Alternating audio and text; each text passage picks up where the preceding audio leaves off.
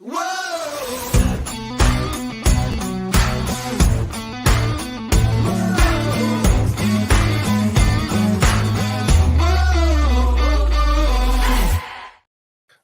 to the What's Up Ready podcast, where we fashion ourselves television judge and jury. My name is JJ Crowder. I'm here with my co-host, Mattson. Better read than dead. And Alec Burgess. Let's get it. We appreciate you tuning in, whether you're watching live right now or you're joining us after the fact and listening or watching on YouTube. We appreciate it all. Do us a favor, go ahead and hit that like, subscribe, bell notification button. All those buttons. It'll help you keep up with our episodes as we put new content out. It will also help us grow the podcast, which we really appreciate. And don't forget to tell friends about us. Tell family about us. Tell that weird person that walks your neighborhood in the middle of the day for no random reason. You all have one. You know who JJ's talking about. Absolutely. Tell them about us. We like creepy people, so tell them. We're here to talk about a few things. We're going to get started talking about The Mandalorian, Chapter 23, The Spies. This was a long episode for The Mandalorian. And it was good. It did a couple of things that I didn't want it to do, which we'll talk about. But it was a pretty good episode. I'm curious about what you didn't want it to do, because... Shoot, bro. I thought it was fun. Well, I think I mentioned earlier on in this season during an episode that the cloning thing and all this stuff with Pershing and I'm not a fan of the connection to the sequel trilogy, and they've gone and done it now. There's no it is directly connected. We saw General Hux's dad in the flesh, I guess in a simulated flesh or a whatever it was in the Council of Shadows, and the connection to Palpatine with the Necromancer initiative or whatever it was. Is that what you think that was? Kind of? Absolutely. Yeah, Project Necromancer. I would be willing to bet my left nut that's the direct connection to Palpatine's return. Which I won't go there yet. Remind me, Mattson, this is one of those moments, or Alec, you want to remind me when we jump into what's coming from Star Wars Celebration to talk about my issues with the sequel trilogy that I feel like they're giving themselves a chance to fix in a way, but it's not what everybody thinks. It's not what a lot of people bitch about when it comes to the sequel trilogy, but there were issues with it. And I'm not a fan. One of my favorite parts of The Mandalorian, especially the first season, second season even, was the disconnect from the larger Skywalker narrative. And so the fact that they've now directly connected it, even though from a side perspective, right? And there's some still not full on connected, but it's connected enough that I was like, now I can't help but think about Donald Gleason being a weird Axis power type general, weird. And I love Donald Gleason, and that was his older brother, Daniel Gleason, that played his dad's character in this particular episode. So anyway, I was just not thrilled with that piece of it. The rest of it, though, I really enjoyed. And I now come even full circle. I talked last episode or 2 episodes ago, I don't remember, that I think that the armorer is Rook from Rebels or Clone Wars, depending on where, in the series, mostly Clone Wars. But I really believe she has a connection to, because a lot of Death Watch after Maul was captured went on to support the Empire. So it was just very convenient that the armor left right before they fell into that trap. So we'll see. Maybe I'm wrong. Maybe she's not. But I also noticed that there were some spikes on old Moff Gideon's helmet that looked very similar to the armorer's helmet. And how the hell did they learn to manipulate Beskar armor. Yeah, like that's a trade secret. How do you I mean, I guess they've been there a long time, but even still, to say they're doing as good as the Mandalorians have been doing it for what, millennias, far-fetched, right? Well, my understanding based on the show and some of the ways that they lean into it is that the armor was one of the only people, if not the only one left, that knew how to manipulate Beskar. So, and I mean, I don't know that that's entirely true, but that's the feeling that they gave. And if that's the case, then the other thing to consider is at the end of the first season, when they're working to save the covert on Navarro, she stayed and fought. I mean, it's an interesting time that she could have easily negotiated her surrender, or you know what I mean? And it also looked like to me that the Empire had been, or the remnant of the Empire had been there on, and that's not surprising considering that they'd, bombarded it years ago, but those survivors knew right where the Great Forge was, and it was around the corner that we end up finding this whole base for the Empire, the Imperial Remnant. So it's like, did they know where that was, but they didn't know that the Empire was? I don't know. There was just a lot of things that I'm like, this seems shady. So, and then the title, The Spies. Who's the spies? We didn't get any feeling of who's the spies, except for certain individuals that they either found later or possibly the armor, or possibly the group that broke him out that are now infiltrated, obviously, inside. You think the armor tattled on them? I don't know. It's possible. I think I don't think she's entirely good. I don't know. I don't want her to be bad. You know what I mean? Like, I don't want her to be part of the remnant or on Gideon's side, but it's also a really quick turnaround that she went from, if you're not part of the Children of the Watch, then you're not Mandalorian, right? Like, to, we need to unite the clans. Unite us. Unite us. Yes. So I don't know.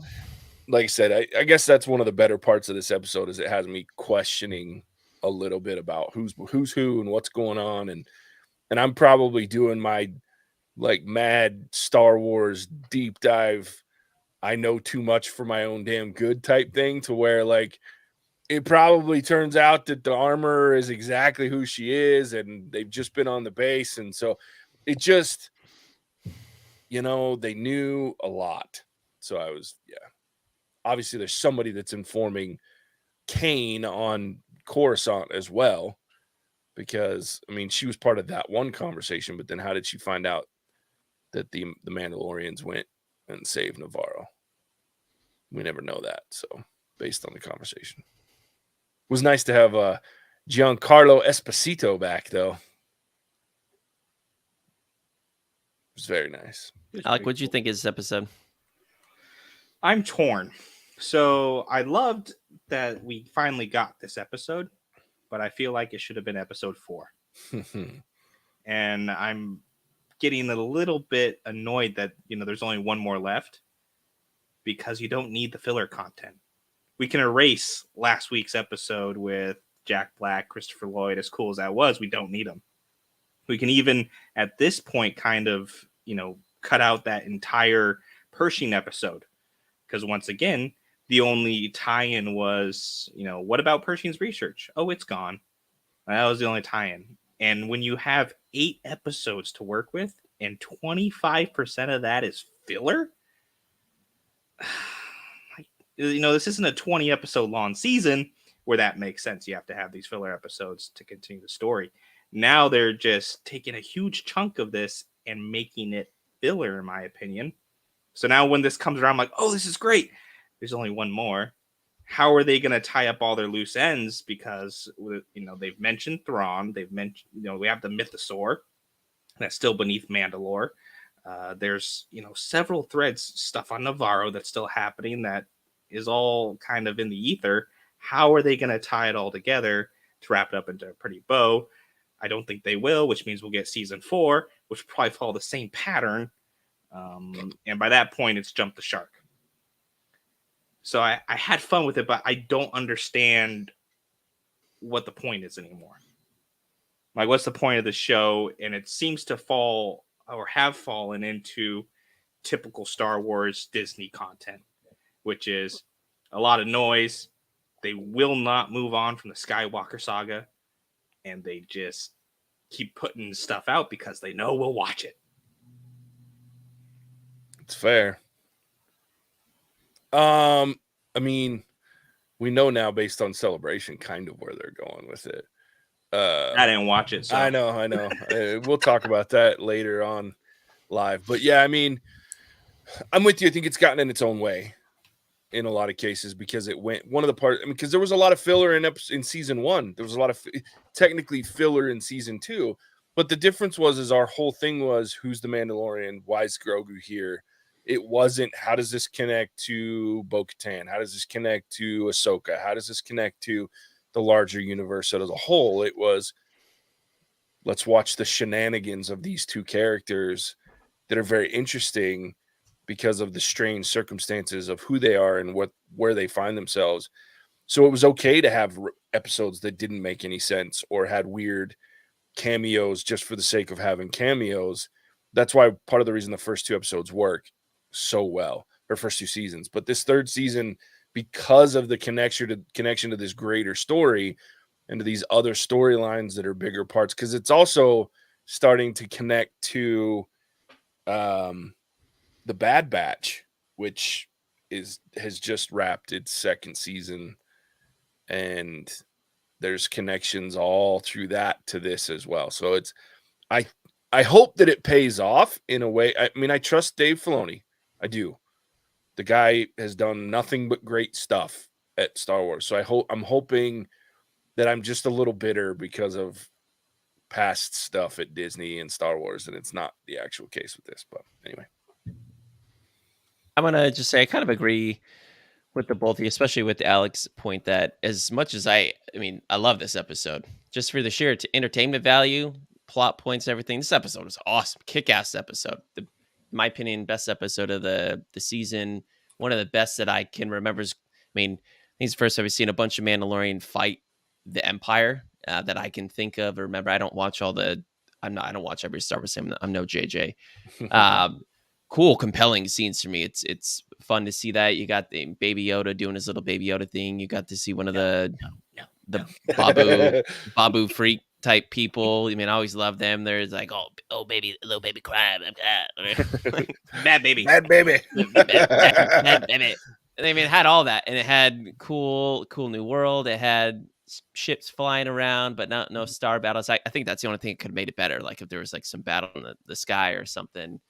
Sheer entertainment value was awesome. But that being said, like Alex said, it kind of washed away everything else that I saw before, except some little bits and pieces here and there. So it just leaves me to say, like, did we need all of that other filler that didn't really have to do anything to where we got now? And I think that happens a lot with TV shows, happens a lot with Disney and Marvel shows that we watch these days, and it can be fatiguing.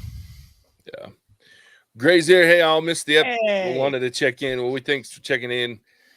We are spoiling a lot, so if that's an issue, sorry. But we love having you here, Gray.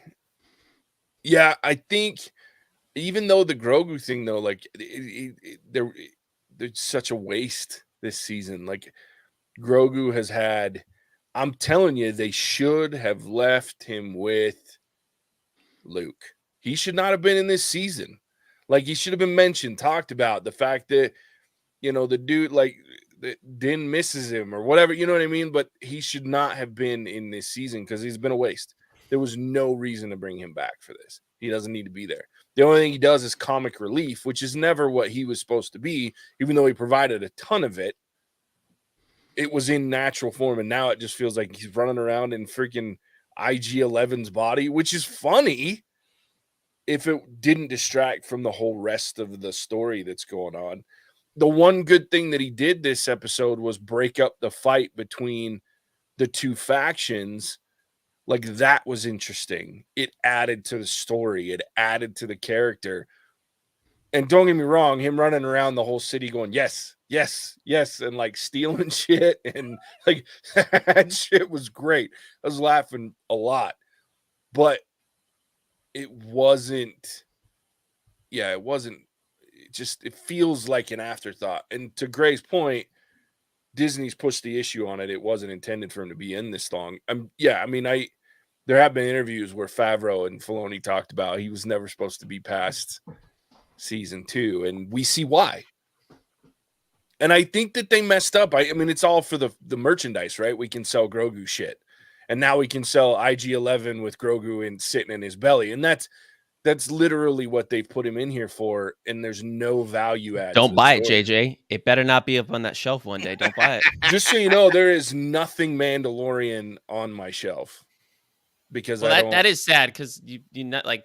I think Din Djarin deserves respect. And I think at some point I could put something Din Djarin or Bo-Katan. Like Bo-Katan to me is not a Mandalorian character though. Clone Wars. She's Clone Wars and fair. Rebels. Right, well. So and yes, there is a Bo-Katan Night Owl up there because I had her up there before the Mandalorian. Din Djarin deserves some respect. Sure.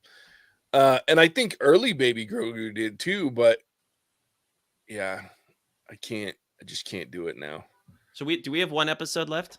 Yeah. One next week's the finale. So JJ, being our resident Star Wars nerd, what's our speculation on how they conclude and tease us? With also knowing what you know about Star Wars announcements. Yeah, this would be a good lead in. Let's talk about Gray's comment here, though. Yeah, he was so popular that Disney stomped their foot. And what can you do when Disney stomps their foot?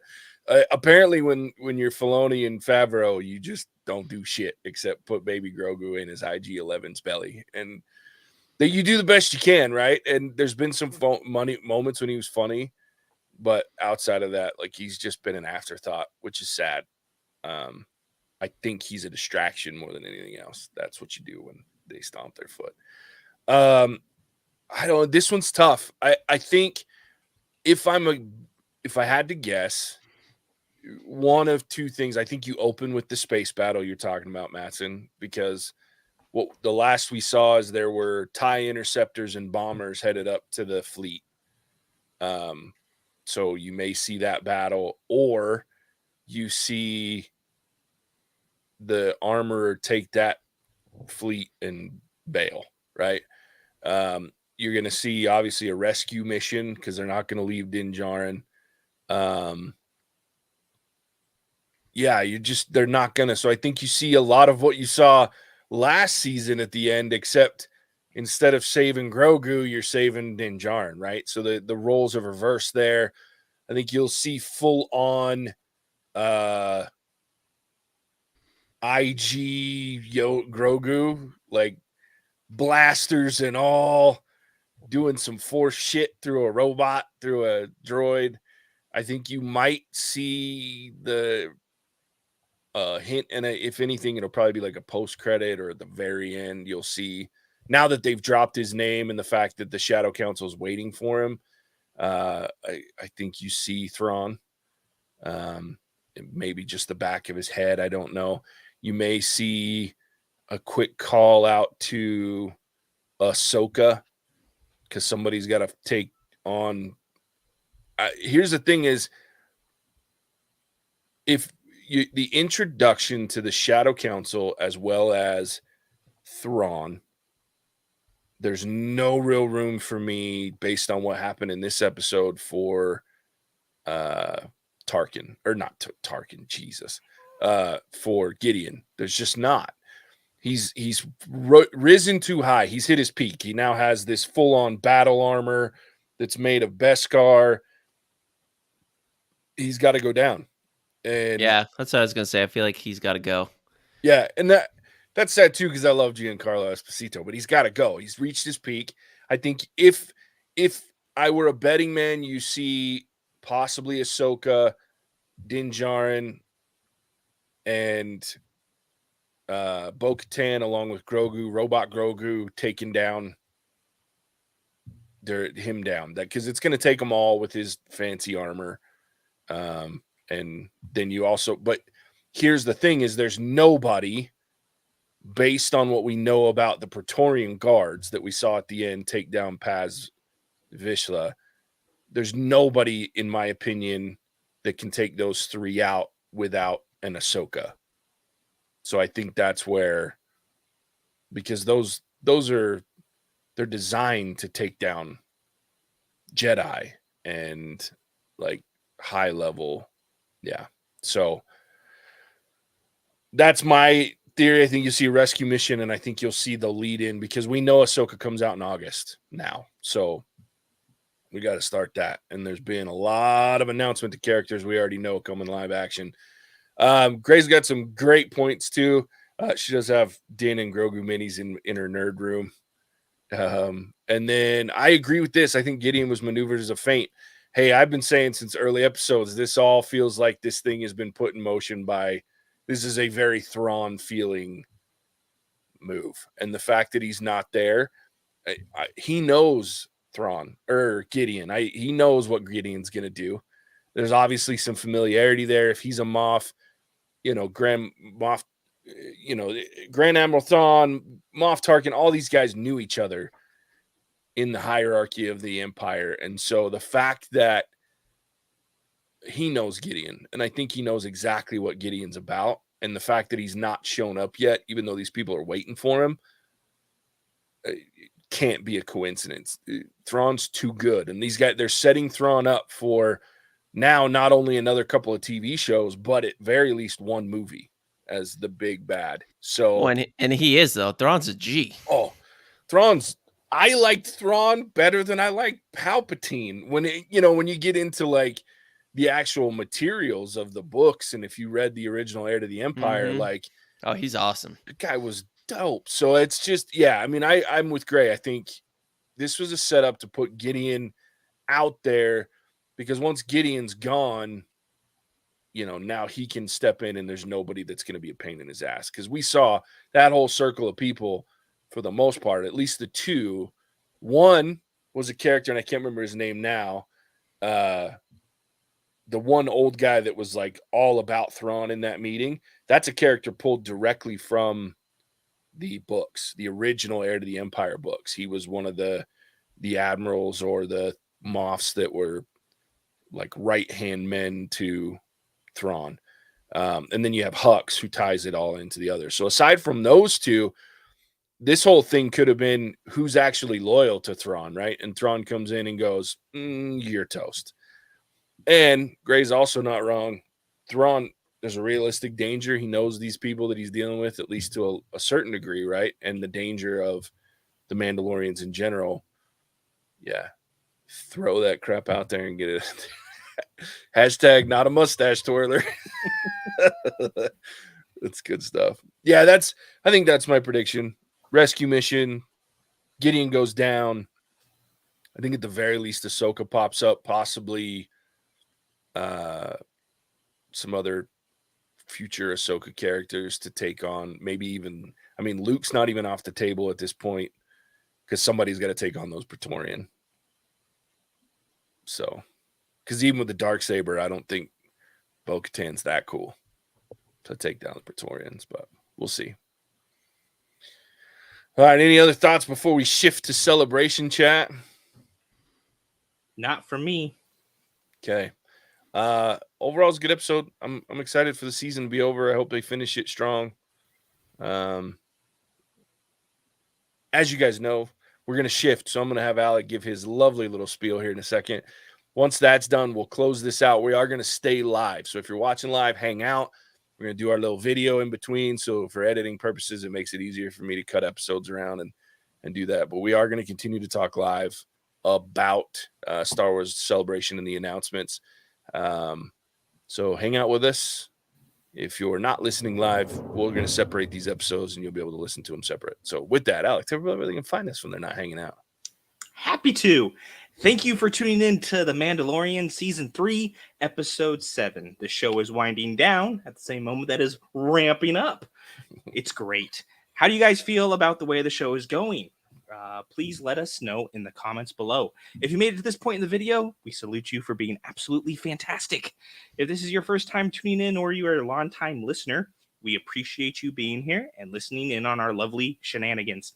If you are looking for more What's Our Verdict because you just do not have enough sassy redhead in your life, look no further than our very own Mattson. He usually goes off 2.56 times per episode. I did the math. Where can you find these episodes, you ask? I'm so glad you did. Our episodes can be found wherever podcasts can be found, including Apple, Stitcher, and Ghana. It really is that easy. Also, we are on Patreon, so if you find yourself with some extra change after tax season and need to spend it somewhere, Patreon is the place to do it. Special thanks to our current Patreon, Shuddering Sisyphus. We appreciate your continued support. With that being said, I will send it back to the Colossus of Clout, the great Bambino, a JJ. That may be his best name ever. It's a good one. I laughed for like a good 5-10 minutes straight. That one even had me texting Alex in the middle of like getting ready to watch a movie going, dude, he changed his name again. It's great. It was awesome. Yeah. With that, yeah, Gray. She's gonna hang out and listen while she drives home. We love that. So with that, again, if you're watching live, you want to listen to what we talk about with Star Wars Celebration, we're gonna go through the majority of the big announcements, if not all of them. Maybe we can watch a trailer or two, and then we will end that. But hang out with us. Don't mind the music. It's just for editing purposes. So with that, we appreciate you tuning in. We'll catch you on the next one. Wait. Hasta la vista, baby. Cinemagic out.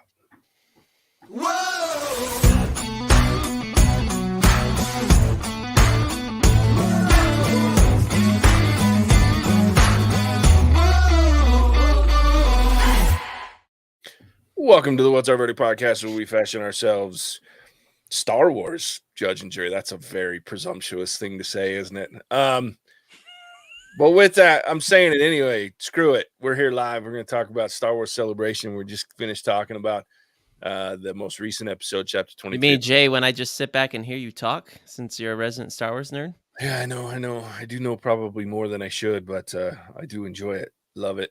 It's good stuff. Yeah, Star Wars Celebration in London.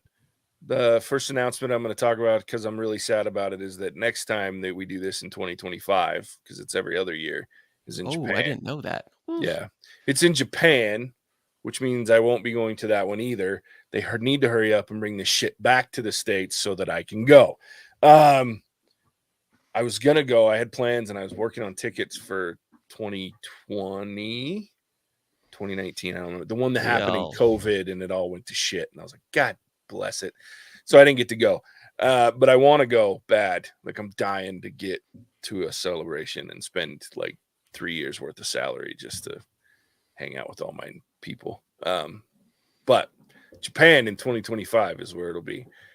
But let's talk big announcements. There was a lot, actually, and most of it was tied to what we already know. 3 movies have been announced officially, and yeah, well, I thought that too, and then I went, okay, I'm interested. 3 different timelines. They opened it up pretty big. They're not, only one of them is attached to both of them are attached to, 2 of them are attached to current timelines that we're aware of. The other one is, which we'll start with, is going to be James Mangold, who directed Logan, and is directing the newest Indiana Jones movie. Great director. He's taking on a film that will take place 25,000 years before Star Wars. So I can't wait to see how they tie it to the Skywalker saga. I know shit, right? It's it's the so when they announced these movies, they put up on the screen, and there was this big, like, all the different eras of Star Wars, and so they had everything from right now they have the High Republic, which is all a bunch of books and comics, and there's a ton of content for it. Like, and some of it, I started some of it and I had to put it down because it wasn't my favorite thing, but I'm trying to get back into it. look at it from a different perspective. It was when a lot of salty shit was happening, so I was a little tainted on the High Republic, but pre High Republic, there's the Old Republic, and that's what they put up there. I don't know. There were hints that this might be pre Old Republic, which is a damn long time ago, or it might be at the beginnings of the Old Republic. But what they are saying is that it's the dawn of the Jedi, is what. So, like, we may see where the Jedi were created, where they hinted it was like going to be a story of the first sets of Force users and how that came about. So, could be very interesting. So that's the first one that they announced. The second one is the tie-in of all the Disney Plus shows. So we've got Ahsoka, we've got Mandalorian, we've got all these shows that are coming that are having to do with the Filoni. They call it the Mandoverse, if you will. Any of the shows, Boba Fett, Book of Boba Fett, anything that's tied to this 5-6 years post Return of the Jedi, Dave Filoni is directing a movie that will wrap all of that up. Now, he was asked directly, is this going to be like the Mandalorian finale? And he said, I don't know if I'd call it that, but it's going to bring all the stories, all these loose ends that we have, to a completion. I hope he goes Rogue One on it and everybody dies. I know, right? And I mean, at least a few people are going to have to, I think, because anyway, I mean, we get to the point that, I mean, come on, you get to the point where you're in the sequel trilogy and where the hell's Grogu? You got a Force user that powerful and nobody knows where the hell he's at? Come on, dude. Something's got to happen, right? He's eating frogs somewhere in rainforest. Yeah, no shit. Well, and it can't go perfectly well for the Mandalorians either, because where's the most powerful militaristic force? Why are we worried about the First Order if there's a whole planet of freaking Mandalorians out there, right? So there's got to be, nothing can end very well based on the future that we know.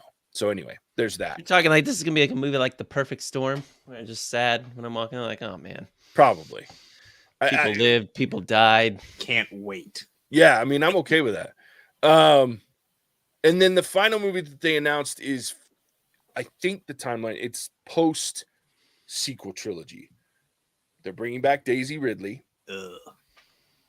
And yeah, so we'll talk about it. Okay, here's my thing. Let me finish it first. So it's, okay. I think it's 15 years post Rise of Skywalker. They're bringing Daisy Ridley's coming back. That's the only one that they've announced that's coming back from that trilogy. It is going to be the new Jedi Order. So the movie that they should have fucking made as part of the sequel trilogy. Anyway, sounds like episode 7. I know. So here's my thing. And this is what I was telling you guys when we were talking about the Mandalorian episode. Episode 7 to me, the Force Awakens was what it was supposed to be. It was a rehash of episode 4. We needed that. In my opinion, it was fine because we needed that reintroduction, or for new Star Wars fans needed to be introduced to that story, right? That layout. The problem came with the second movie. Here's the contradictory or the controversial or how I am not a typical Star Wars fan in that I liked the majority of the second movie. Boo! I know. And I'll tell you why. Because it subverted expectations in a great way. Now, Canto Bite, go fuck yourself. That was a dumbass storyline. The Leia pulling herself in from the freaking explosion, bite me. That was dumb. There were things that I didn't like about the storyline, but the overarching story, I was fine. Like, and really what I mean by that is I was fine that Rey was nobody. It was a good dichotomy with Kylo Ren being somebody who should have been a hero just based on his lineage, right? But he turns he goes to the dark side because he's a moron and he gets persuaded that way, right? Fine, I get that. I liked that. And I loved when at the end of this, it's no, you're nobody. I was like, thank God, that's beautiful. And then Disney pussied out. They bitched out because everybody, and this is fuck you, Star Wars fans. Fuck you, my people, because they ruined it. Everybody's like, Luke wouldn't be a little bitch and hide. Shut up. Yes, he would. This guy spent the majority of his life fighting against an empire, saving the planet, the universe, all for nothing. Think about that. Everything he did was for nothing. His friends died. His family died. Killed his dad. I mean, his dad, I mean, think about that for a second. Everything was for nothing at the end of it all. I'd be pissed. I don't care how good you are. It's okay if you're a little bitter. You know what I mean? Go hide on an island. Who cares? Let the world, let the universe figure its own shit out. Because if it didn't work once, why is it going to work the next time? Again, I could debate that movie all day long. The Last Jedi is what it is. But I liked the subversion. And then, like I said, Disney bitched out and they went, oh no, we've made these freaking whiny little bitch Star Wars fans, of which are my people.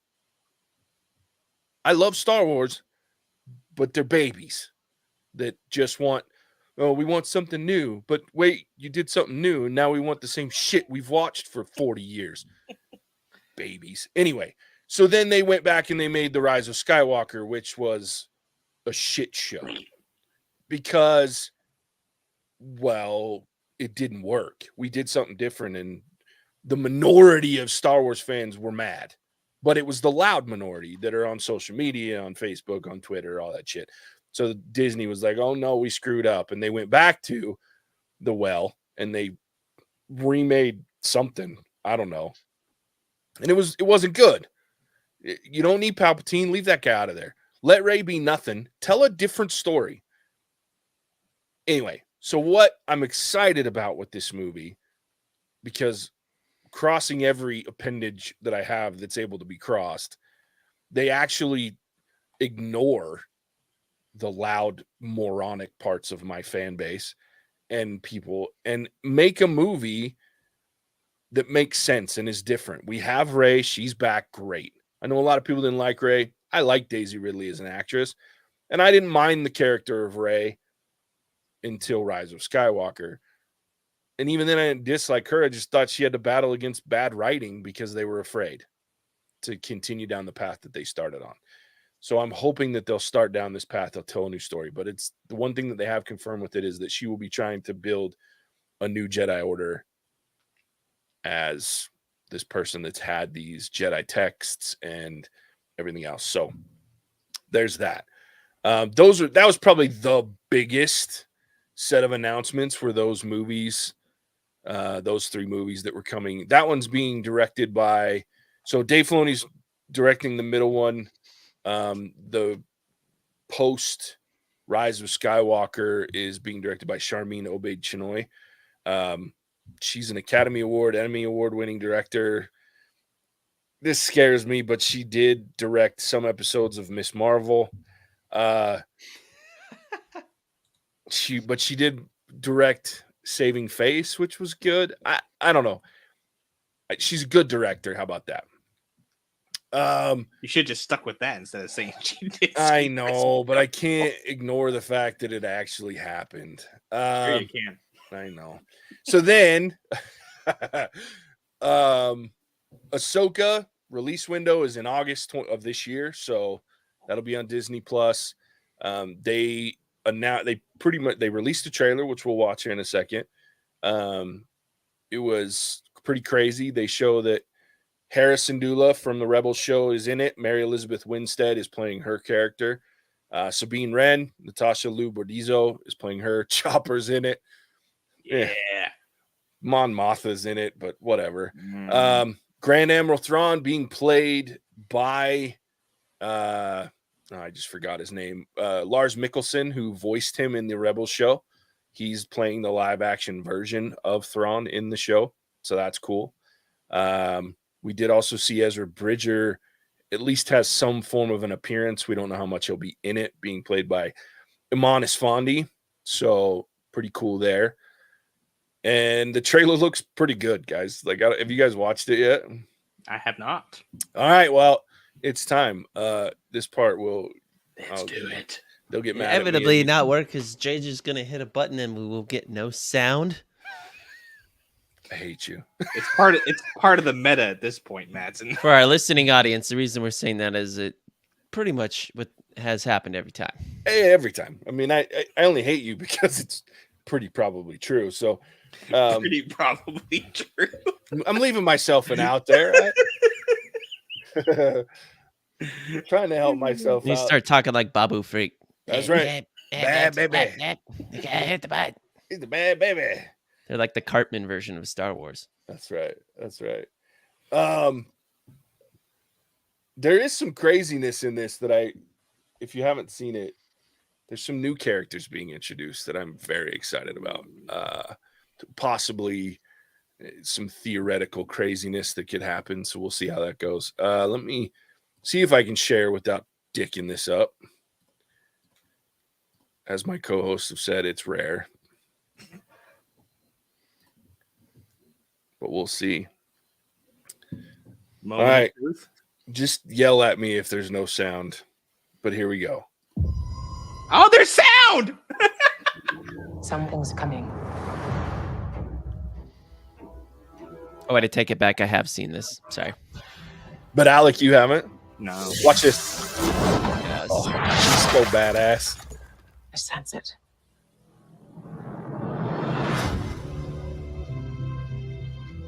This is a new beginning.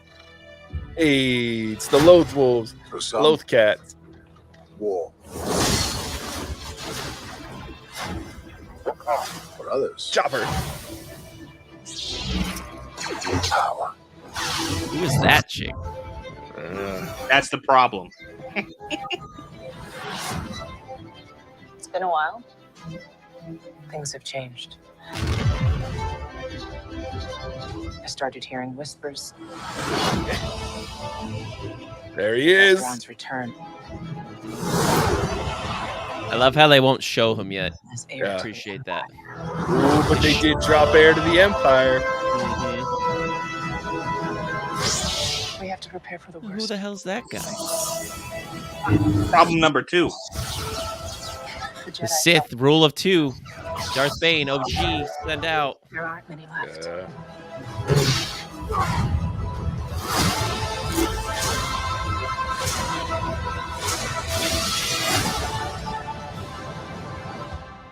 Although I don't know if Darth Bane would approve of the. Begin again.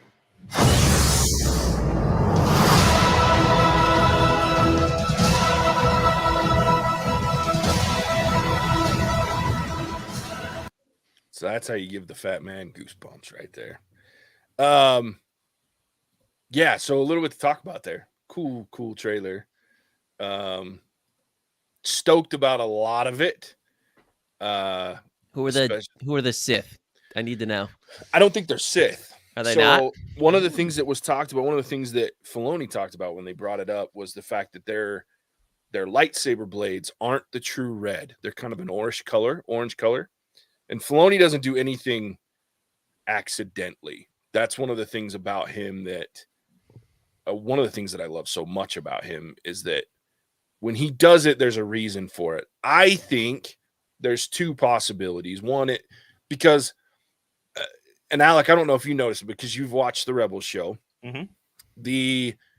I'm going to call this by the wrong name, but the world between worlds that Ezra's in with the time travel, the way that basically Ahsoka is still alive at this point that's what that looks like when that dude is facing off against Ahsoka and he lights up his saber. That it looks to me the background of the world between worlds. So I have two theories, one of which is wild, and I don't think it's actually true. But Mattson, you brought up Bane. this is the world between worlds. Mattson was introduced in Rebels. It's a time travel mechanism, basically. Tell me Bane exists? Dope. Possibly. Well, we know Bane exists because he was in an episode of Clone Wars. In a way, there was an episode. Dude, you don't want to wake up that bad motherfucker, dude. But he will, and he is a bad. But the thing that makes me think that is he has an apprentice. Have you gotten to his apprentice yet in the books? Yes, well, that's why I was going to ask, because I'm just starting to read. I'm in the second book, and I was like, damn, she looks like the girl on the cover. Yep. So my thought is, oh, no way. So the world between worlds is a time travel device. Okay? That girl's ruthless, dude. You do not want to mess with her. No.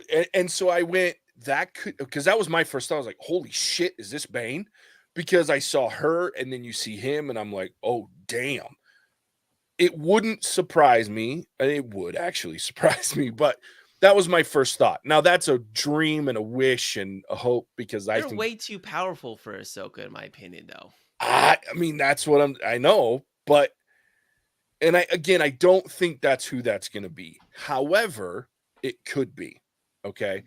Because I wouldn't think that if it weren't for the fact that we see the world between worlds, because it allows the ability to draw people from a different time. An accidental open, or if Thrawn's looking for allies that can help him with this group. Help him is a key word there, because help him, and then if they win, not help him. Yeah. Well, I actually really kind of like that theory of yours, JJ, because it would give Ahsoka kind of an out to not be around for the sequel trilogy, because she doesn't have to win. She just has to not lose. Yeah. And if she is able to trap them in this world between worlds or break the connection and send them back, but she goes with them. Mm-hmm.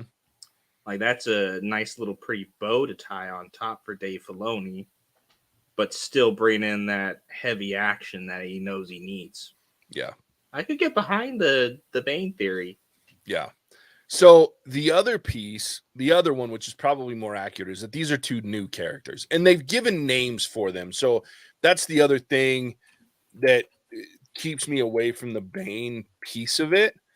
Not that Bane has to have the name Darth Bane. That can be his Sith name. But the other thing that Filoni is hinted at is that they're not Sith. Yeah, well, that would definitely affect that hot take. Sure. And so their names are Balin Skull and Shin Hati. They're played by Ray Stevenson, which I am tickled about. And then Ivana Sakno, which I don't know much about her, but she looks like a badass in the trailer. So the other thing my other theory, which is probably more accurate, is that these are the introduction of Dark Jedi. And what I mean by that is and the reason to me that their lightsabers are a little more orange is because the Dark Jedi aren't Sith. They weren't quite gray Jedi, but they were more of the gray Jedi type, meaning they understood that. And this would be also a good foil for Ahsoka, because in my opinion, Ahsoka is a true gray Jedi. And what I mean by that is she's not a light side, dark side. She understands the balance, true balance of the Force requires you to understand that you need both sides. You can't have one without the other. And you need to be able to tap into that to a degree, right? So the light side, they just lean, and that was the problem with the Jedi overall, is that it was a fanatical religion towards the light side, right? Or a version of theory of your philosophies on the light side, to where you have to be no attachment so that you can't feel passion and you can't feel these high level emotions on one side. But on the dark side, it's all about the other side.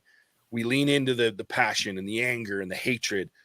But if you can find a balance and understand there's a place for anger, there's a place for compassion, there's a place for passion, there's a place for calm. And poor Anakin. Yeah. Could have found both. Exactly. So the Dark Jedi, now that we understand differently how red sabers are made, the Sith sabers aren't. Back in the day in the old lore, they were the crystals were created, not natural. Now what they've done is they've made it so that the red lightsabers are bled. So the crystals are bled through the dark side. That's why Sith have bright red, deep red. This orange indicates a possibility of both. So they've bled it to a degree, but they still have a light side to them. And so it's orange, it's that deep orange instead of the crimson. That girl doesn't look like she has a light side to her. She looks cold-hearted. But that's the thing about the Dark Jedi is when they and when they talk about this character, especially Balin, the guy, like Ray Stevenson's character, they talk about the fact that he is like he's one of these men on a mission. Like once he has like a purpose, he's gonna go for that purpose. And that, if he can not have to kill everyone in his way, great. But if he has to, he will. And that's where. So for me, like I think they'll just be Dark Jedi. And my guess is I hope they aren't. I don't want them to be Order 66 survivors because that shit's played out. I want something new. I want something different. But I think a Dark Jedi, and the other thing about Dark Jedi is if they introduce that, then we might see the opportunity for a Revan, for what I mean, where we get these more enlightened Jedi that weren't Jedi necessarily, but they were the gray Jedi. To me are the most intriguing. That's part of the reason that Ahsoka is one of my favorite characters in all of Star Wars lore, because she recognized, we watched her grow into this middling character of not just light side or dark side. See, I'm with Gray too. And I have avoided going to Disney because I know that I will spend many, many paychecks on lightsabers. But yes, I want that saber assembly at Disney as well. Well, then you're gonna get the little, what's the cubes they have that can hide messages inside? I know there's a name. The for 'em. holocrons. Yeah, you're gonna make one of those too, Jay. I already know. Yeah, I'll come home and have to redo, like put another set of shelves just for shit I built at Disney. Jay just gonna be one of those people that's in that room for like 4 hours, like, sir, like, we, yeah, okay. But the funny thing is, I'm sure they're actually used to it. Oh yeah, and I would have to have like a kyber crystal of every color. I've told Casey, because I've joked. She's like, we should just go because you really, and I'm like, I can't. I will break myself. Yeah, great, guilty. I'm telling you, I will put myself in the poorhouse if I go there because I will buy it all.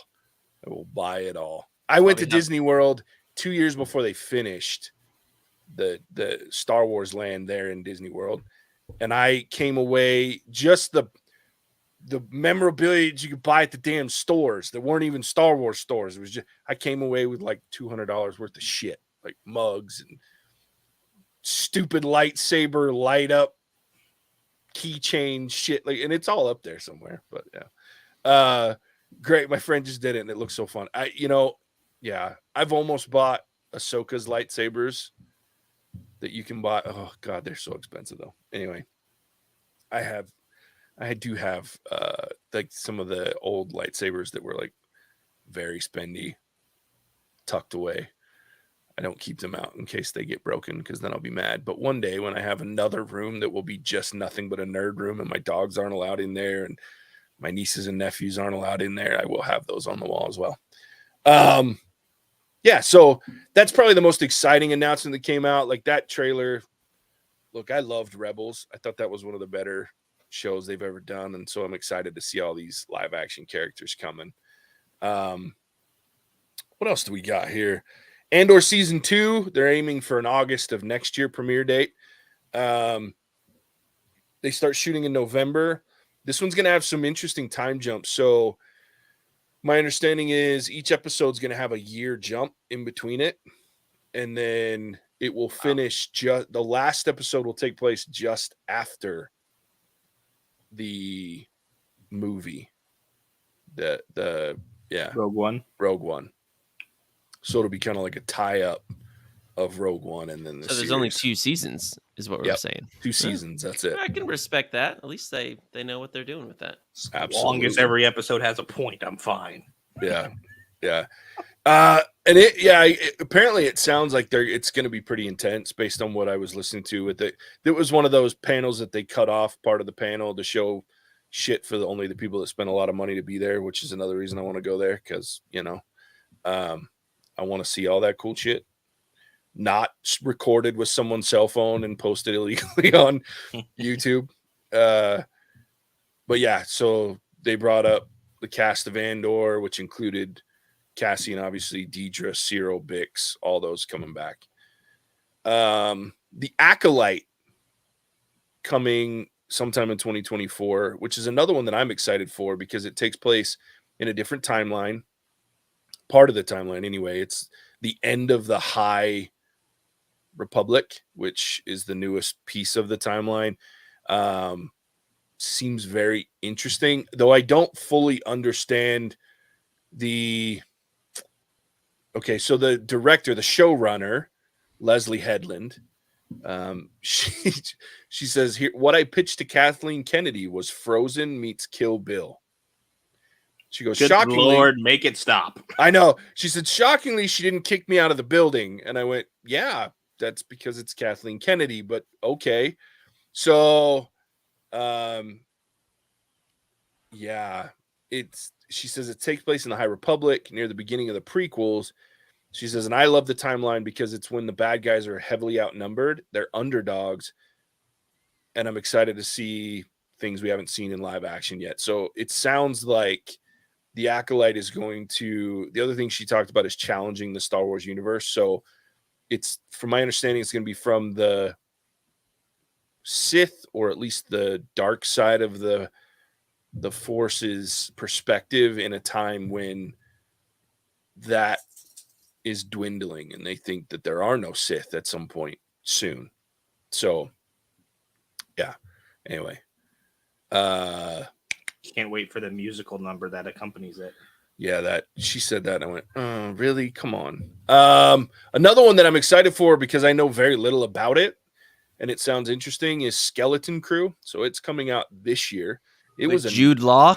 With Jude Law. John Watts is in it as well. And then it's a very young, much younger cast, but there's a lot of big directors. So John Watts, David Lowery, the Daniels, brothers Jake Schreier, Bryce Dallas Howard, and Lee Isaac Chung. And we don't know much about it, and we still don't, but they say it's the kind Goonies of, of Star Wars. Yeah, there's a lot of inspiration for Goonies. And hey, you guys. That's right. I'm very excited. Tales of the Jedi is getting a second season. All right. And Tales of the Jedi was really cool. Bad Batch is getting a third and final season, so they're ending Bad Batch with the third season. And I don't know if you've been keeping up on it, Alec, because I know you've watched the animateds too. It had a pretty dark end of the second season. I won't spoil anything for those that watch it, but it was a little heavy. And then Star Wars Visions is getting a volume 2. I know you watched that, as did I. It was very cool because it was outside of the norm. Yeah, that was amazing. Yeah, very anime based. It was cool. Apparently, the Lando Calrissian series is definitely still happening. We know very little about that, but they said it was still happening. We don't know when or what might be involved. On my less than thrilled is Taika Waititi is still working on his Star Wars film. We don't know what the shit's going on there, but it's Taika Waititi, so it'll either be genius or I'll just pretend it didn't happen. Yeah. And then that was pretty much it. Those were the big here's what's coming. Ewan McGregor wants Obi-Wan season 2, but Lucasfilm just isn't ready yet. I was like, wow, that's surprising that they just didn't hop on that one. Kathleen Kennedy did say that Rogue Squadron could still happen, which that was the one that I was really pissed that got canceled. I was looking forward to a dogfighting Star Wars movie. Yeah, I'm not even going to talk about that one. The fact that Rian Johnson's trilogy is not actively in development, but it may still happen. So And then, oddly enough, they showed a new trailer for Indiana Jones and the Dial of Destiny at Star Wars Celebration. Of course. Yeah. Can't wait. So that's yeah, there was a lot. But I think the biggest announcements obviously are the movies and then Ahsoka. I think those were the two big, heavy, major new things that were coming. A lot of great panels. They had, I mean, Hayden Christensen came out to the live stage in the middle. They have this big arena now where they have these live stages, and that's where everybody hangs out in between the panels and stuff. And they do all these cool interviews in the middle of it. And that was a fun one to watch. If you haven't watched it, you can YouTube it. And like Hayden Christensen got all choked up, and because he wasn't everybody's favorite for a lot of years, and now everybody's like, Hayden Christensen rocks. I'm like, this is a problem with Star Wars fans. You morons hate this dude for decades, and now all of a sudden you can't get enough of him. And I'm like, he's the same fucking dude. Like, what changed, you ass clowns? Is he gonna be, if they bring Obi-Wan season 2 back? Is he gonna be in that? You'd think. Oh, absolutely. Well, he's rumored to be in Ahsoka in some way, shape, or form. Mm-hmm. We don't know if it's in, Darth Vader form or if there's going to be a flashback type thing, but he's rumored to be in Ahsoka in some I'd way, love shape, to or form see as it. well. Would love to see it. Me too. Gray, dude, there's never a case against more Ewan McGregor, right? Like, of the one show that they should have been like, let's do 18 seasons of this shit. They're like, we might do a second season. You morons. And then, yes, Gray, that poor guy did take so much shit. Most, I would say a fair bit wasn't even the man's fault. It's just No, it was bad writing. George Lucas is a great story writer. He's terrible at dialogue, and he's not a good director. And the fact that fact is proven in the original trilogy, the fact that he only directed the first one. And then when he got the money and he was like, we're going to make a second and a third, he's like, someone else direct these, because he's not a director. He's just not good at that. I'll still say it. I like Episode 3, Revenge of the Sith. I mean, I know it wasn't Anakin. He's not like, Hayden Christensen isn't world best actor, but at the same time, I thought he played it pretty good. And when you look at like what Vader would be actually socially with mental health and everything, I mean, probably more true to form than not. Yeah. I like Hayden Christensen. I liked him in the second one. It was just the dialogue that was terrible. It was terrible dialogue. This is the worst dialogue. I mean, I can't even watch the second one. Like Attack of the Clones, like I have to watch it in bits because there's certain parts of the dialogue where I'm like, he's such a freaking stalker weirdo, and I just can't handle it. But it was 3, the dialogue was bad. But episode 3 is amazing. Still the best for the story, the action. It's for me still the first Star Wars show I'll return to. And I love the OG trilogy. They got nothing wrong with it, but man, it's hard. Like episode 3 is awesome from the. I mean, we're not even talking. I don't have to go into all that, but it was so well done. That's actually probably, and this is high praise to me because I don't really rewatch even a lot of my favorites. That's the movie I've watched the most. One of the most heart-wrenching scenes in cinema, though, is when Obi-Wan visits Padme, and that whole music when he's like, he says like, it's Anakin's, right? And you're just like, oh damn. Sometimes I'll just listen to that musical score and feel the pain. Oh yeah, dude. I own all of the CDs from the first 6 movies. I own all that. Like, I don't own the last 3 because I don't do CDs anymore. But I listened to like John Williams. You can just say John Williams wrote this shit, and I'll listen to it. I don't care what movie it's from. But those are, it's amazing music. Great. You just can't beat that saber duel for sure. In fact, we did, what was it, the top 5 sword fights, and I was like, how do I not include that one? Because Jay, it's still so meme worthy these days. Like I have the high ground, like Anakin's. I sent you that. I texted you guys that meme with the marshmallows. One of them was on the pot, and the other was getting roasted alive, and that was Anakin. It just was funny. It's terrible. Still relevant. Great. Another point about George Lucas. He's a world builder, and yes, episode 3 was my fave. Yeah, he is a world builder, and when it comes to like creating that universe, very few have even come close to doing something that he's done. But him and Tolkien, don't have him direct the movie. It just doesn't work. Or write the dialogue. That doesn't work either. It didn't turn out very well. So yeah, but I'm excited. I think there's a lot of potential with what's coming in the Star Wars universe. I'm very skeptical about the movies, with the exception of James Mangold's from 25,000 years ago, because I don't think you can attach it to anything. I mean, they'll find a fucking way, because I said that shit out loud and I put it out in the universe, but yeah. Gray. Really expected them to cut away from snaking flambe, and it just didn't happen. It was crazy. Yeah. I love Gray. That's great stuff. I know it was funnier as snaking though, but she meant Anakin flambe. That was a good typo. Yeah. Autocorrect is awesome sometimes. Yeah, but I am excited. Like I said, I love James Mangold. I am optimistically cautiously optimistic. I flip those. Cautiously optimistic about Filoni's film, because I love Filoni and he hasn't let me down yet. So yeah. Jay, I know we're wrapping this up. I wanted to compliment you this time that you've been able to recall names like you haven't been able to do before. I know. It's because I got a lot of sleep last night and I was well prepared. But yes, thank you. I have remembered a lot of names for the most part.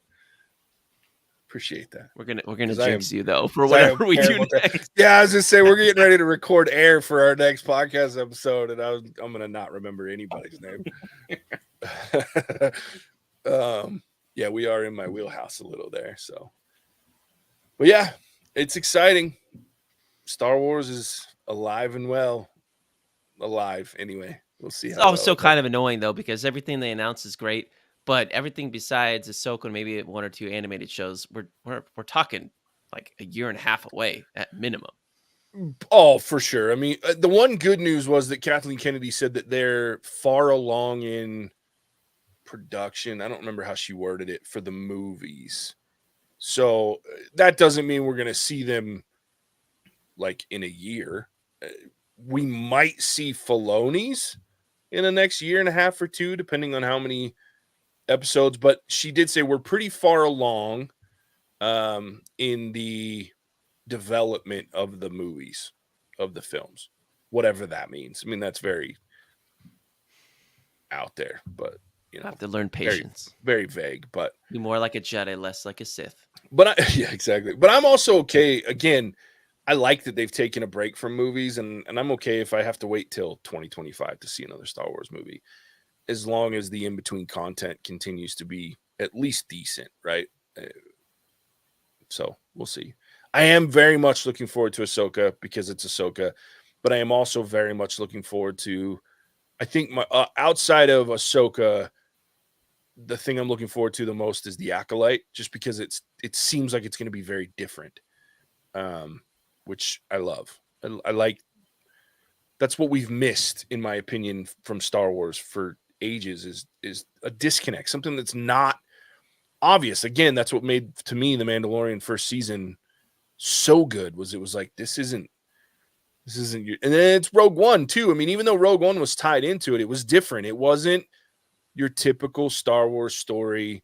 It was different. It was dark. It was heavy, but it still connected you to the world and that universe. But it did it in a way that we weren't used to. And I think if Disney can have the balls to not be afraid of listening to the whiny bitches that are going to complain about it not being the most, or not being Star Wars enough, and let the core of the fan base just really enjoy the fact that we're getting new and intriguing Star Wars content, then I think they're onto something.